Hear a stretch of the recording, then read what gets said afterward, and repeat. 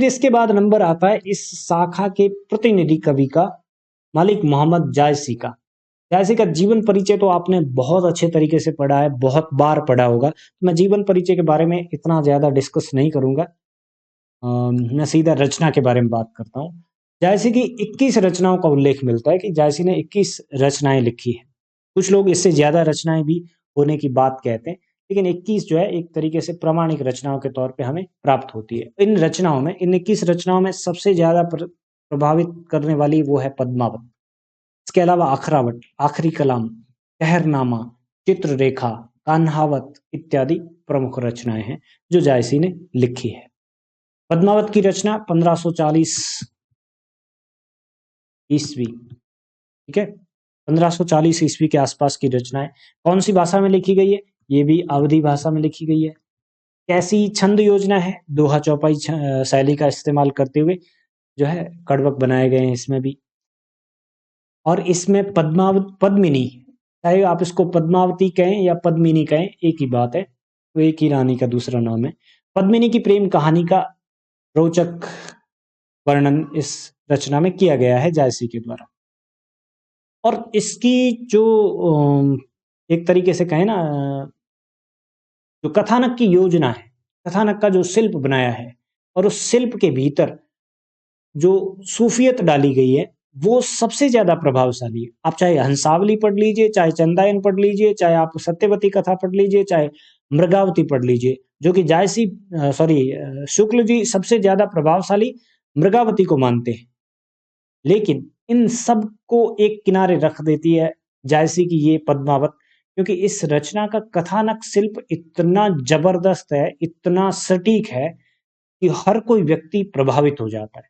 शुक्ल जी भी बाद में सबसे ज्यादा जो सूफी प्रेमाख्यानक रचनाएं, उनमें सबसे ज्यादा इसी रचना से प्रभावित होते हैं, पद्मावत से ही।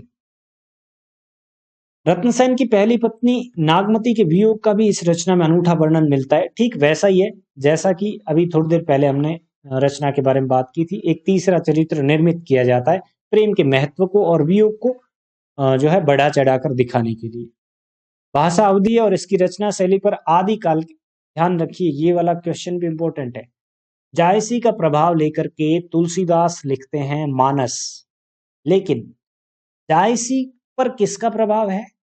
जायसी पर प्रभाव है आदिकाल के जैन कवियों का। कैसा? जैन कवियों ने जायसी की तरह का कोई ग्रंथ नहीं लिखा है, या फिर जायसी की स्टाइल का कोई ग्रंथ नहीं लिखा है, लेकिन जायसी इस चीज को कहां से अडॉप्ट करते हैं कि एक छंद के साथ में दूसरा छंद इस्तेमाल करना और बाद में वही पैटर्न अपने पूरे खंड में इस्तेमाल करना, पूरे अध्याय में इस्तेमाल करना, एक तरीके से श्रोता के भीतर जो है रुचि पैदा करता है पढ़ने के लिए, और कहानी का फ्लो बनता है। जब तक कहानी एक फ्लो में नहीं कही जाती ना, उसका इंटरेस्ट नहीं आता है, उसको सुनने का न पढ़ने का आनंद आता है। तो जायसी पर यह प्रभाव कहां से आता है? आदिकाल के जैन कवियों से आता है। और जैन कवियों ने क्या लिखा इस प्रकार की पद्धति इस्तेमाल करते हुए? आप में से कोई? बिल्कुल, चरित काव्य। उस चरित काव्य को क्या नाम देंगे आप? उसको नाम क्या देंगे आप? चरित काव्य तो लिखे हैं। रास, करेक्ट, रास काव्य। जैन कवियों ने भिन्न भिन्न प्रकार के जो रास काव्य लिखे ना, इन रास काव्यों में इस प्रकार की शैली का इस्तेमाल किया, पद्धति का इस्तेमाल किया है, जहां पर एक खंड में, एक अध्याय में एक छंदों का एक विशेष क्रम रहता है वहां पर। और जायसी उससे प्रभावित होते हैं कि कहानी को फ्लो में कहने के लिए, कहानी को बेहतरीन अंदाज में कहने के लिए मुझे भी वही स्टाइल, वही तरीका इस्तेमाल करना चाहिए। और बाद में वो इसका इस्तेमाल पद्मावत में करते हैं।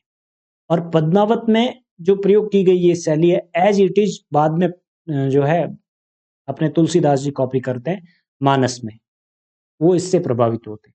तो ये तीनों चीजें लिंक में रखना। जायसी किससे प्रभावित है? आदिकाल के जैन कवियों से। जैन कवियों ने रास परंपरा में जो पद्धति इस्तेमाल की गई, ये कड़वक स्टाइल इस्तेमाल की थी। हालांकि उसको कड़वक स्टाइल नहीं कहेंगे क्योंकि उस समय तक आई नहीं थी, वो उनकी अपनी पद्धति थी, वो रास काव्य परंपरा की पद्धति थी, वो उनकी छंद योजना थी। बाद में फारसी से प्रभावित होकर के कड़वक स्टाइल आई और मस्तवी शैली आई, और उस मसनवी शैली का इस्तेमाल जायसी ने किया और दोहा चौपाई का छंद विधान जो है वो प्रस्तुत किया, और बाद में इसी चीज को जो है प्रयोग किया तुलसीदास ने मानस में। आचार्य शुक्ल को जायसी की काव्य प्रतिभा मध्यकाल के दिग्गज कवि तुलसीदास के स्तर की लगती है, और इसी कारण से उन्होंने जायसी ग्रंथावली का संपादन किया और उस पर विशद रूप से जो है टिप्पणियां लिखी। और क्या लिखते हैं वो कहते हैं कि जायसी का क्षेत्र तुलसी की अपेक्षा परिमित है, पर क्षेत्र तो सीमित है लेकिन उनकी प्रेम वेदना बहुत ज्यादा गूढ़ है। तुलसीदास के यहाँ पर जो प्रेम वेदना है वो बंट जाती है। समझ रहे हैं आप? इस चीज को ध्यान से समझना। क्यों है ऐसा? तुलसीदास के यहाँ पर प्रेम वेदना अलग अलग हिस्सों में बंट जाती है, जबकि जायसी के यहाँ पर प्रेम वेदना अलग अलग हिस्सों से एक पर आधारित हो जाती है। इस वजह से जायसी की प्रेम वेदना ज्यादा गूढ़ है और तुलसीदास की प्रेम वेदना बंट जाती है। कैसे समझाऊं? उदाहरण के माध्यम से। तुलसीदास क्या क्या सर?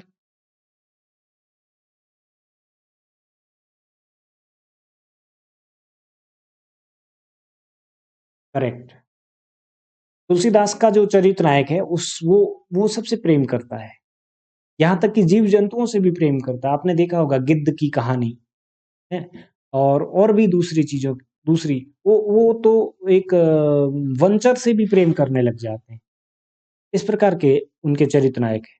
जबकि दूसरी तरफ जायसी के जो चरित्र नायक है वो सामने चाहे उनको कुछ भी मिल रहा है, रानी तो पद्मिनी के जैसी की जैसी वो घर पे छोड़ के गया है, उससे वो नहीं कर सकता था प्रेम, उससे वो प्रेम नहीं बता सकता था, लेकिन उसके सामने कौन है प्रेमी के तौर पे? परमात्मा है, इसलिए उसका टारगेट इतना बड़ा है। तुलसीदास का राम जो है वो खुद भगवान है, वो खुद अवतारी है, और वो पूरी दुनिया को ये सिखाना चाहता है कि जो है आपकी प्रेम की मर्यादाएं क्या क्या होनी चाहिए। तो वो प्रेम को हिस्सों में बांट देते हैं रचनाकार भी, और इसलिए जायसी के यहाँ पर जो प्रेम है वो ज्यादा गूढ़ है, क्षेत्र सीमित है।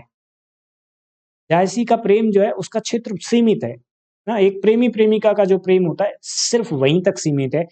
तुलसीदास के चरित्र नायक का प्रेम जो है वो अपरिमित है, वो फैला हुआ विस्तीर्ण है। वो जीव जंतु प्राणी व्यक्ति स्त्री समाज के हर एक व्यक्ति से, देश के हर एक व्यक्ति से, जाति को भी बदल दो आप, मानव भी नहीं दानवों से भी वो प्रेम करता है, ऐसा चरित्र है। तो इस वजह से उनका जो प्रेम का जो क्षेत्र है बहुत ज्यादा अपरिमित हो जाता है, बहुत ज्यादा विस्तृत हो जाता है। लेकिन प्रेम वेदना किसकी ज्यादा गूढ़ है? जायसी की। ये कौन लिखते हैं? ये लिखते हैं शुक्ल जी। ये कोटेशन भी इंपॉर्टेंट है, मोस्ट इंपॉर्टेंट है। और किससे तुलना करते हैं? गोस्वामी जी से तुलना करते हैं। कौन? शुक्ल। और कहते हैं इनकी काव्य प्रतिभा भी ठीक ठीक वैसी ही है जायसी की, जैसी की काव्य प्रतिभा तुलसीदास की थी। और ये चीज भी एक जनरल आइडिया पे हम जो पढ़ते हैं तो ये चीज हमारे दिमाग में भी आती है कि जब तुलसीदास जी जायसी की स्टाइल को कॉपी करते हैं, जब जायसी की उस रचना विधान को अपने रचना विधान में उतारते हैं, इसका मतलब है कहीं ना कहीं ये लोग एक जैसे हैं रचना कर्म में। फिर जायसी का पद्मावत जो कि मोस्ट अट्रैक्टिंग पॉइंट है इस पूरी की पूरी शाखा का, जो सूफी प्रेमाख्यानक काव्य धारा है उसका। पद्मावत हिंदी साहित्य के अंतर्गत सूफी परंपरा का सबसे प्रसिद्ध महाकाव्य है, जो अवधी भाषा में, और इसकी भी स्टाइल कौन सी है? लेखन की दोहा चौपाई शैली। इसकी रचना 947 हिजरी संवत है ये, ठीक है, और 1540 ईस्वी है, ठीक है। ये यहाँ पर लिखना था बाई मिस्टेक, यहाँ हो गया। 1540 ईस्वी है, ये हिजरी संवत है, ठीक है। 947 हिजरी संवत और 1540 ईस्वी में हुई थी। चौपाई की प्रत्येक 7 अर्दलियों के बाद एक दोहा आता है, और इस प्रकार कुल दोहे कितने इस्तेमाल किए गए हैं? 653। 653 दोहों का प्रयोग किया गया है। और जैसा हमने पिछली रचना के बारे में ये बात की थी कि उसमें 58 दोहे थे। 58 दोहों का मतलब है चौपाइयों को आप अलग से काउंट कर लीजिए। ठीक है। इस ग्रंथ के प्रारंभ में जैसा कि होता है उस वक्त के शाह की स्तुति की जाती है। शाह के तौर पर शेर शाह की प्रशंसा की गई है। शेर शाह के बारे में लिखा गया है। ठीक है। और इसके संदर्भ में एक और चीज है ना, कुछ लोग कहते हैं कि ये 947वीं हिजरी का नहीं बल्कि उससे पहले का ग्रंथ है। तो शेर शाह का जो समय है ना वो 1540 में अगर ये रचना होती है तब तो ठीक बैठता है। अदरवाइज शेर शाह का तो उस समय अस्तित्व भी नहीं होता है जब इसको 947 हिजरी से पहले की रचना लोग बताते हैं तब। तो इस हिसाब से ये एक प्रामाणिक समय है जिसको हम सही कह सकते हैं। तो मिटा दीजिएगा, 1540 ही ईस्वी है, कंफ्यूज मत होना। तो शाहे वक्त के तौर पे शेर शाह की प्रशंसा की गई है। नायक रत्नसेन और नायिका पद्मिनी की प्रेम कहानी को सूफी रंग में रंग करके लेखक रचनाकार के द्वारा प्रस्तुत किया गया है। कौन कौन मुख्य चरित्र है?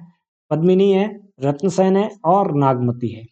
इसके अलावा भी बहुत सारे चरित्र हैं जो सहायक किरदारों के तौर पे आते हैं, उनको हम आगे जिक्र करेंगे। इस रचना में उपसंहार समेत 58 अध्याय है। कितने अध्याय है? 58।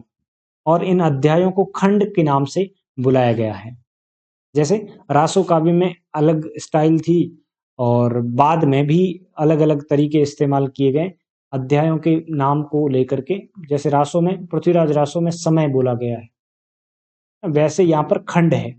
उदाहरण के लिए नागमती वियोग खंड, खंड का मतलब अध्याय, नागमती के वियोग का अध्याय। इनमें से प्रमुख प्रमुख जो है उनको मैं बताता हूँ। स्तुति खंड, सिंहल द्वीप वर्णन खंड, जन्म खंड, मानसरोदक खंड, सुवा खंड, रत्नसेन जन्म खंड। एक एक अध्याय को लिखा गया है। बंजारा खंड, नागमती सुवा खंड और राजा सुवा संवाद खंड, नक्सिक खंड, प्रेम खंड, जोगी खंड, राजा गणपति के साथ संवाद खंड, बोहित खंड, बोहिल बोहित एक ही है, सात समुद्र खंड, सिंहल द्वीप खंड, मंडप गमन खंड, पद्मावती वियोग, पद्मावती की सुवा से भेंट, वसंत खंड, राजा रत्नसेन का सती खंड, राजा रत्नसेन और सती। ये चीज एक और ध्यान में रखना, पद्मावती को यहाँ पर सती के तौर पे इस रचना में मान्यता दी गई है। आप समझ रहे हैं, पद्मावत सूफी काव्य धारा का ग्रंथ है ना, और मुस्लिम धर्म में सती जैसी कोई परंपरा का निर्वाह नहीं किया जाता है। लेकिन जायसी को पता है कि मेरी रचना का आधार लोक है, मेरी रचना के पीछे जो स्रोत है, उत्स जो है मेरी रचना का वो लोक है, और लोक के सामने अगर मैं पद्मावती को सती के तौर पे नहीं बताऊंगा तो मेरी रचना जो है खाकसार हो जाएगी बहुत जल्दी, उसका कोई अस्तित्व भविष्य में नहीं रहने वाला है। इसलिए यहाँ पर वो सूफी में सूफी मत को प्रतिपादित करते हुए भी उसे सती की तरह प्रस्तुत करता है। ये जायसी का एक, आप कह सकते हैं कि उसकी विशद दृष्टि का परिणाम है।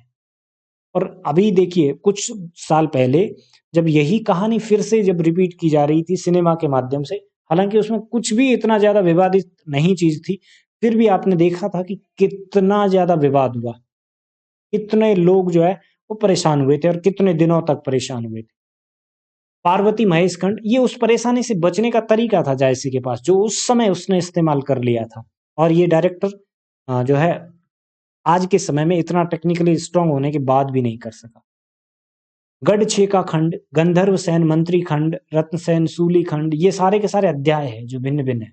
रत्नसेन पद्मावती का विवाह खंड, रत्नसेन पद्मावती भेंट खंड, रत्नसेन साथी खंड, षड ऋतु वर्णन खंड और नागमती वियोग खंड।